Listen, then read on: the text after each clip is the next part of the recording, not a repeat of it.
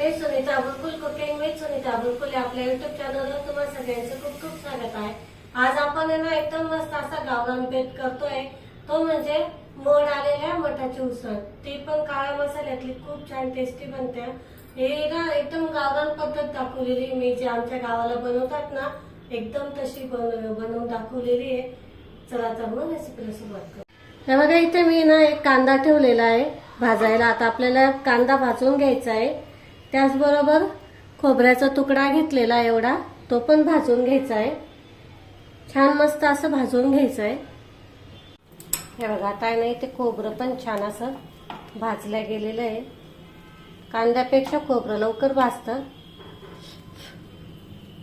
तर हे काढून घेऊ आपण।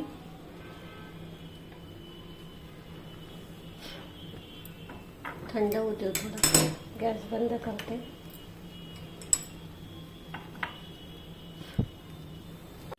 हे बघा, कांदा छान भाजला आहे, तर गॅस बंद करते मी आणि कांदा काढून घेते। हे बघा, इथे ना मी तवा ठेवलेला आहे, त्यामध्ये 1 चमचा एवढा धना टाकलेला आहे। त्याचबरोबर 3 ते 4 लाल मिरच्या आणि 1 चमचा चणा डाळ। हे बघा, आता याच्यात आहे ना थोडंसं तेल टाकायचं आणि छान असं भाजून घ्यायचं। आपल्याला करपवायचं नाहीये, फक्त भाजून घ्यायचं आहे। हे बघा, हे छान असं भाजला गेलेलं आहे। तर हे ना आपण ताटात काढून घेऊ। इथे मी बघा हे घेतलेलं लसूण, खोबरं आणि कांदा। आता त्याचबरोबर आपण इथे घेतोय मिरच्या, लाल सुक्या मिरच्या, धना अख्खं धना आणि चण्याची डाळ। हे बघा, आता हे सगळं आपल्याला काढून घ्यायचं आहे। हे बघा,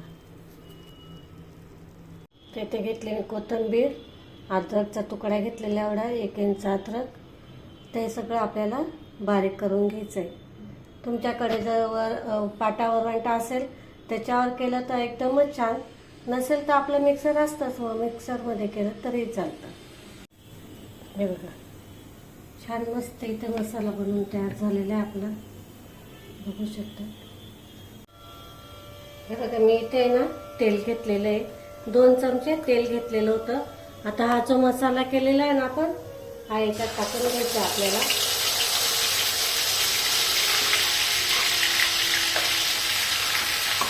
छान असा परतवून घ्यायचा आहे, मंद आचेवरच परतवायचा, म्हणजे मग त्याचा जे कच्चापणा असेल ना ते सगळं निघून जातं। त्याच्यामध्ये आपण फक्त कोथिंबीर आणि अद्रक सोडलं आणि लसूण, तर सगळं व्यवस्थित भाजून घेतलेलं आहे। त्यामुळे एवढा टाइम नाही लागत या मसाल्याला। ते मंद आचेवर छान भाजून घ्यायचं, आपल्याला परतवून घ्यायचं चांगलं।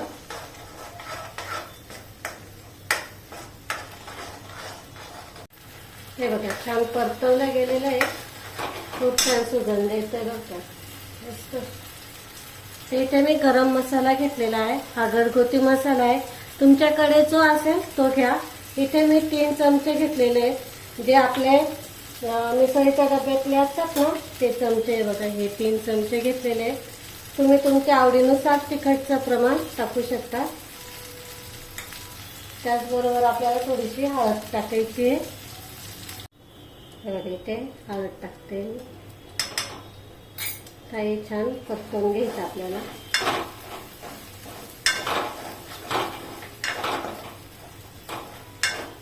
खूप छान लागते बरं काही भाजी, एकदम मी गावरान पद्धतीची दाखवते, जशी की आमच्या गावाला बनवतात ना तशी दाखवते। एकदम गावाला पाटावर वरवंट्यावर वाटला जातो हा मसाला। आता सगळ्यांकडे मिक्सर असतं, त्याच्यामुळे मिक्सरमध्येच करतात शक्यतो।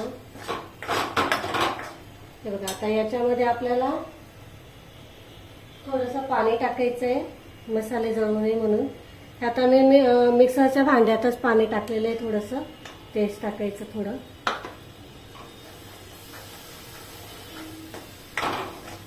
छान असा मसाला परतून होतो आणि जळत पण नाही मग।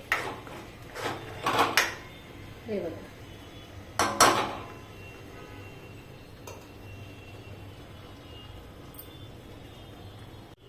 बघा मस्त तेल सुटायला लागलेलं आहे. आता आपण आहे ना ही जी मटकी आहे ती टाकून घ्यायची आहे. इथे आपण मठाची उसळ असते ना, मठ ज्याला मोड आलेले असतात त्याची भाजी बनवतोय, ती पण काळ्या मसाल्यातली. खूप छान टेस्टी लागते. गावाकडे अशा पद्धतीने बनवली जाते. मी आज सगळा स्वयंपाक दाखवते गावाकडचा. मठाची उसळ, बाजरीची भाकरी, भात वगैरे सगळं दाखवते. वगैरे पाणी पण टाकलं मी. आता याच्यामध्ये गरम पाणी टाकायचंय, थंड पाणी नाही टाकायचं. हे बघा एका साईडला मी गरम पाणी करून घेतलेलं होतं, तेच टाकायचंय. तुम्हाला कितपत ग्रेव्ही पाहिजे त्यानुसार टाका तुम्ही. पातळ घट्ट त्यानुसार टाकायचं. आणि ही भाजी बऱ्यापैकी पातळ असते कारण बाजरीच्या भाकरीसोबत खाल्ल्या जाते ही. आता थंडीचे पण दिवस आहेत तर मग बाजरीची भाकरी खाणं खूप हे असतं, फायदेशीर असते बाजरी. त्यामुळे गावाकडे चुरून खातात ही बाजरीची भाकरी या भाजीसोबत. अजून पाणी टाकते मी, घट्ट आहे. हे बघा सगळं पाणी टाकते. हिला छान अशी दणकून उकळी आणू, जेणेकरून आपली मटकी पण छान अशी शिजल्या जाईल. तोपर्यंत भाकरी करून घेते मी. हे बघा मी बाजरीचं पीठ घेतलेलं आहे. हे ताजं पीठ आहे. तुमच्याकडे जर जुनं झालं असेल पीठ तर त्याच्यामध्ये गरम पाणी टाका तुम्ही मळताना. आता याच्यामध्ये मी थोडंसं मीठ टाकते आणि आता याच्यामध्ये आपल्याला थोडं थोडं पाणी टाकून मळून घ्यायचंय. हे बघा असं थोडं थोडं पाणी टाकायचं, एकदम नाही टाकायचं. आणि पीठ आहे ना मळून घ्यायचंय.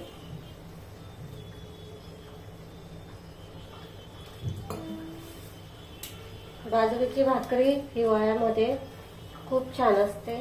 त्याच्यात सगळं असतं, प्रोटीन, फायबर वगैरे सगळं असतं. त्याच्यामुळे ना बाजरीची भाकरी खाल्ली पाहिजे. उन्हाळ्यामध्ये गरम पडते त्याच्यामुळे उन्हाळ्यात नाही खाल्ली तरी चालते. कारण हिवाळ्यात वर्षभराचं आपल्याला जी काही एनर्जी असते ती भेटून जाते याच्याने. असं पीठ मळून घ्यायचंय.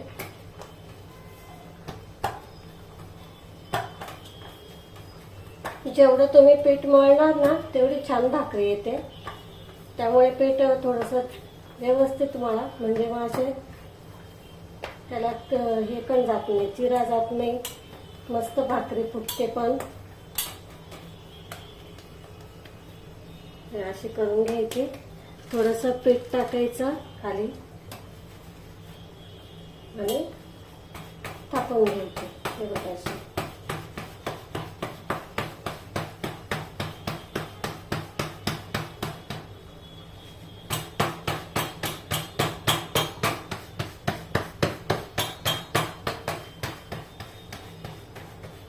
हे बघा भाकरी मस्त अशी थापल्या गेलेली आहे. आता ही उचलायची कशी, एकदम अशी आल्हाद घ्यायची, हात घ्यायचा आणि अशी करायची. असं एकदम अशी टाकायची. थोडं वरती हात घ्यायचा तव्यापासून, नाही तर मग चटका बसेल तुम्हाला तव्याचा. आणि आता याच्यावरती पाणी लावायचं. असं थोडं पाणी घ्यायचं आणि असं सगळीकडनं व्यवस्थित पाणी भाकरीला लावून घ्यायचं. कोरडी भाकर नाही ठेवायची. हे बघा असं सगळीकडनं व्यवस्थित लावून घ्यायची.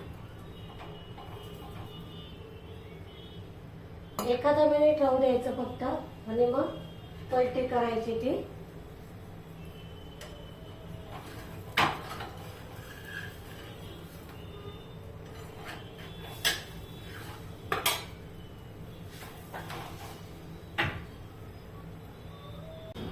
अशी ना छान अशी भाकरी भाजून घ्यायची मस्त. तुम्हाला तव्यावर भाजलेली आवडत असेल तर तव्यावर भाजा, नाही तर मग तवा काढून पण भाजू शकतात तुम्ही. अशी मस्त दाबून दाबून व्यवस्थित भाजून घ्यायची.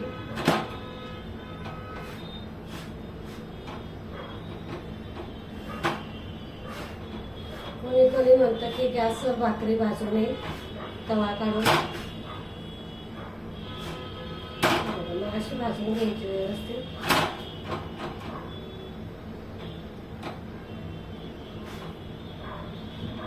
भाकरी आपली तयार आहे. गॅस बंद करते मी. हे बघा, मस्त भाकरी आलेली. त्या भाजीत आपण मीठ टाकलेलं नव्हतं, चवीनुसार मीठ टाकायचंय. आणि खूप छान भाजी झालेली आपली. इकडे भाजी पण तयार आहे.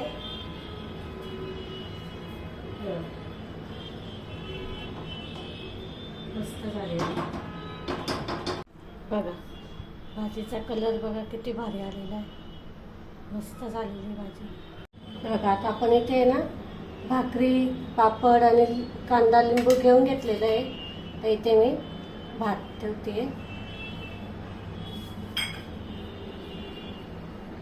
हे बघा, आता आहे ना आपण भाजी ठेवून घेऊ.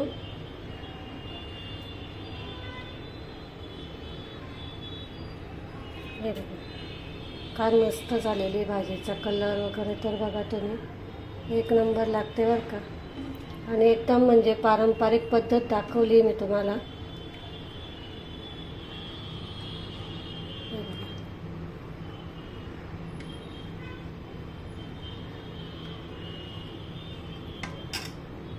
बघा, आपली एकदम पारंपरिक पद्धतीची मठाची उसळ, ती पण काळ्या मसाल्याची. बघू शकतात, भात, लिंबू, कांदा, पापड सगळं याच्यामध्ये. हे बघा, मस्त छान असं आपल्या इथे गावरान बेत तयार आहे. मठाची उसळ, भात, भाकरी, पापड, लिंबू, कांदा सगळं याच्यामध्ये. असं आमच्याकडे गावरान बेत असतो. तर तुम्हाला कसा वाटला आजचा बेत मला कमेंटमध्ये नक्की सांगा. लाईक, शेअर आणि सबस्क्राईब करायला अजिबात विसरू नका. हसत राहा, असेच नवनवीन रेसिपी बनवत राहा. तोपर्यंत नमस्कार.